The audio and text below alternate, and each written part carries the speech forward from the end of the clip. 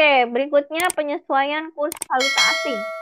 Nah, masih terkait tadi dengan kurs yang distabilkan tadi itu ya dari historinya, sejarahnya atas dasar persetujuan Bretton Woods, kurs semua negara itu dia kan diupayakan supaya stabil gitu ya. Nah, ketika neraca pembayarannya defisit, maka itu akan ada perbedaan antara kurs resmi dengan kurs bebas, kurs tetap tadi ya dengan kurs bebas. Kalaupun suatu negara itu sudah melakukan stabilisasi, bahkan dengan bantuan IMF melalui SDR-nya tadi ya, apa special drawing right-nya itu, dan itu pun juga masih belum berhasil. Artinya negara itu ya masih susah juga gitu ya, masih belum tumbuh juga ekonominya, maka kurs resmi itu harus disesuaikan kembali.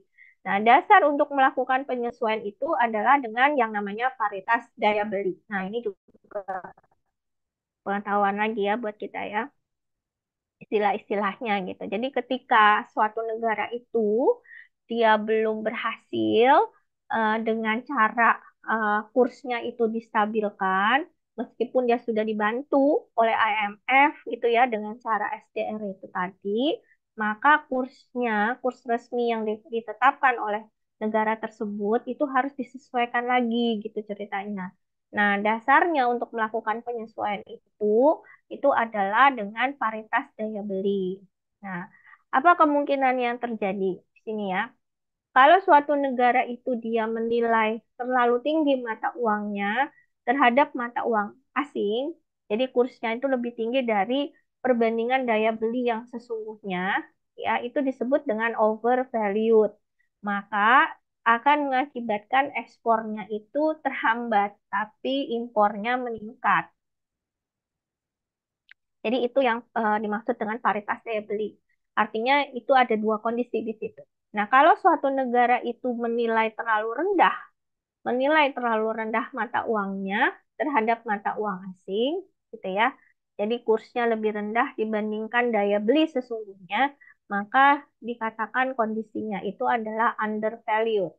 Nah, akibatnya yang ditimbulkan adalah ekspornya itu meningkat, impornya macet, gitu.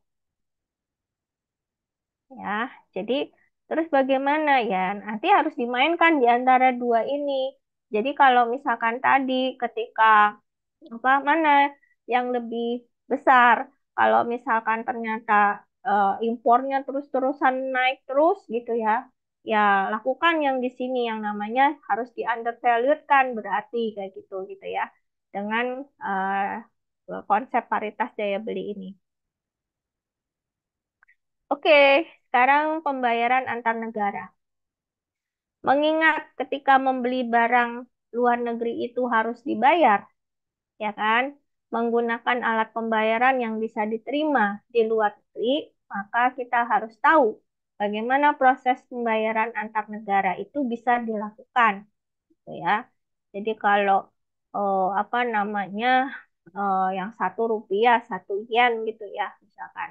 Terus kebalikannya, nah ini yang tadi kita udah contohin ya, apa dari sisi eh, kursnya tadi ya, yang tadi satu kalau dari yang tadi yang dari luar mau beli mebel, yang dari Indonesia mau beli laptop gitu ya, ini sama ini pengertiannya kayak gini.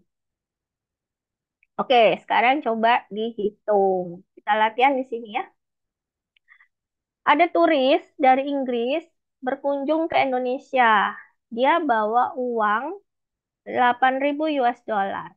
Kursnya saat itu yang berlaku yaitu kurs belinya 1 US dollar itu 9.450. Sambil dicoba ya dicoret-coret. Kurs jualnya itu 1 US dollar 9.600. Selama di Indonesia, dia menghabiskan uang 68 juta 880 ribu. Sudah termasuk dia udah beli duluan takut kehabisan kan, dia beli duluan tuh tiketnya kembali ke Inggris gitu. Nah, banyaknya uang yang masih bisa dibawa pulang berapa? Coba.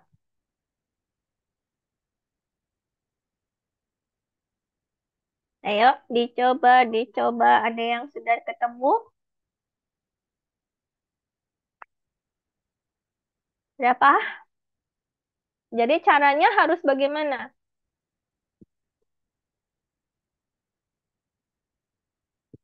Kalau dia dari dari luar masuk ke Indonesia, dia bawa dolar, berarti harus dirupiah, harus dikonversi ke mana? Harus ditukar kemana uangnya?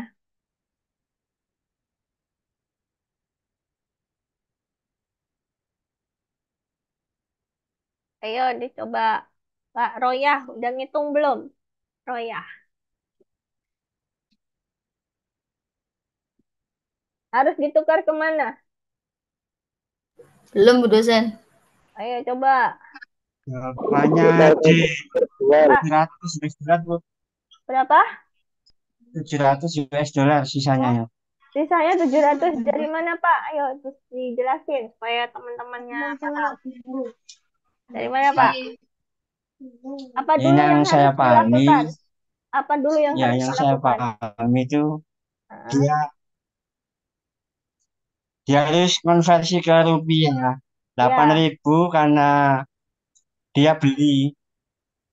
Heeh, Beli ini kan berarti yang bank kalau kita membeli, berarti heeh, bank menjual kan seperti itu ya Bu ya, kalau nggak heeh, salah. betul, betul, betul. Terus, jadi dia pakai kurs yang mana? Kurs yang 9450 ya, Heeh, 8.000 dikali dengan, dikali 9450. oke, terus dapatnya berapa di situ? Ya tadi 70 berapa tadi saya nggak Ayo ingat. coba dihitung yang lain. Buka HP-nya, bisa tujuh lima enam kalkulator. ratus tujuh Berapa? lima enam ratus 75.600 Heeh, heeh, terus karena habis itu, dia dia menghabiskan di Indonesia 68.880.000 berarti kan dikurangi. Nah, sisanya, sisanya itu 6.717.012.000. Nah, ya, karena ini pertanyaannya sisa US dollar berarti dia harus mengkonversi ke US dollar lagi dengan kurs oh, oh, sembilan berarti, ribu enam ratus oke. Jadi dapatnya dibagi 9.600 ketemu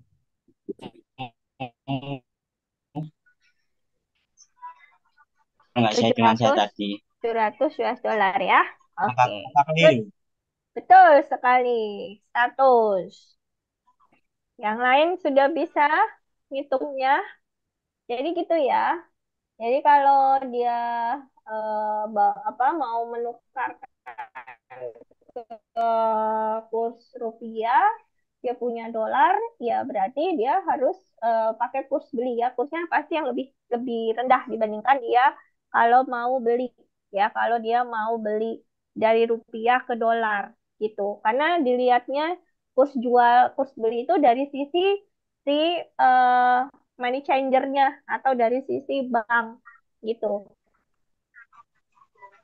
Itu ya. Jadi bukan dari sisi kita apa namanya dari sisi kita mau tukar terus kita mau beli gitu ya, nggak mau beli dolar atau mau beli. Kalau ini kita beli rupiah gitu, beli rupiah, kita punya dolar, ya udah di situ pasti nilainya akan lebih rendah dibandingkan dengan kalau kita punya rupiah kita mau beli dolar kayak gitu. Jelas ya? Oke. Nanti ada hitung-hitungannya kalau apa ujian. Jadi ini harus paham. Untuk cara-cara pembayaran internasional, di sini ada pembayaran bisa secara cash gitu ya. Jadi langsung menggunakan mata uang asing atau mata uang yang sesuai kesepakatan dari kedua belah pihak gitu. Jadi kalau misalkan mau berbisnis dengan negara mana, biasanya nanti di MOU-nya gitu ya, itu disepakatin gitu. Atau di perjanjiannya tuh disepakati mata uang yang mau dipakai yang mana nih? Oh, dalam dolar, oh, dalam euro, oh, rupiah aja nggak apa-apa gitu misalkan ya. Jadi itu dilakukan pembayarannya sesuai kesepakatan gitu. Ada juga pembayaran dengan transfer telegrafis atau kabel order. Nah, ini berarti melalui telegram. ada dengan vessel, bill of exchange. Nah, ini yang umum yang terjadi ketika ekspor impor ya, yaitu pembayaran dengan LC, letter of credit gitu. Jadi cara pembayaran yang diterima eksportir tanpa menunggu ada berita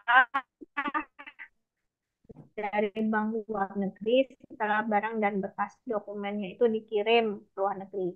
Ya, bisa juga pembayaran dengan kompensasi pribadi atau private compensation. Jadi bisa mengkompensasikan antara eksportir dan importir dalam suatu negara. Nah, ini prosedurnya nanti bisa diikutin ya. Jadi ada misalkan aku mau pesan apa ini tadi? Ya, aku pesan alat musik angklung ya, gitu katanya ya, dari luar negeri ke dalam negeri gitu. Kasih order, oke. Terus nanti prosedurnya seperti apa? Berarti yang dari dalam negeri ini dia akan ekspor, kayak gitu ya. Lalu kalau prosedur impor sama ya, jadi dari dalam negeri yang mau impor, jadi butuh gitu ya. Oh, aku pesan netbook ya. Ini ada toko nih di Indonesia misalkan gitu ya. Mau pesan netbook di luar negeri. Nah, impor berarti dia gitu ya. Nah, ikutin nanti prosedurnya apa aja ya di situ ya. Jadi harus kemana bisa nomor satu, kedua apa, ketiga apa dan seterusnya. Oke, nanti bisa dibaca. Nah, untuk neraca pembayaran, ini tadi ya, karena tadi kita udah bicara ekspor impor, jadi transaksi neraca pembayaran itu adalah ikhtisar, jadi ringkasan secara sistematik dari semua transaksi ekonomi dengan luar negeri, ya selama jangka waktu tertentu. Nah, namanya neraca pasti ada posisi kredit, ada posisi debit gitu ya. Nah, ini seperti ini. Jadi kalau debit itu adalah pengurangan devisa, kalau kredit itu artinya penambahan devisa. Nah, ini ada dibagi menjadi tiga elemen gitu ya untuk mendapatkan hasil akhirnya itu adalah current account, rekening berjalan ya. Nah, di situ ada neraca perdagangan kalau di sisi debit berarti impor, kalau di sisi kredit berarti ekspor ya. Lalu ada neraca jasa, kalau di debit itu menerima jasa, kalau di kredit berarti memberikan jasa. Kan kalau ekspor impor itu kan nggak harus barang, bisa dalam bentuk jasa gitu ya. Nah, jasa apa aja ya? Jasa pengangkutan, asuransi, perantara dagang, perbankan, pariwisata gitu ya. Lalu ada juga neraca hasil modal, di mana apa kalau di posisi debit itu berarti membayar, kalau di posisi kredit berarti menerima. Apa yang dibayar, apa yang diterima, ya dalam bentuk bunga, dividen, ya, upah, tenaga kerja, bisa juga hibah gitu atau hadiah, ya.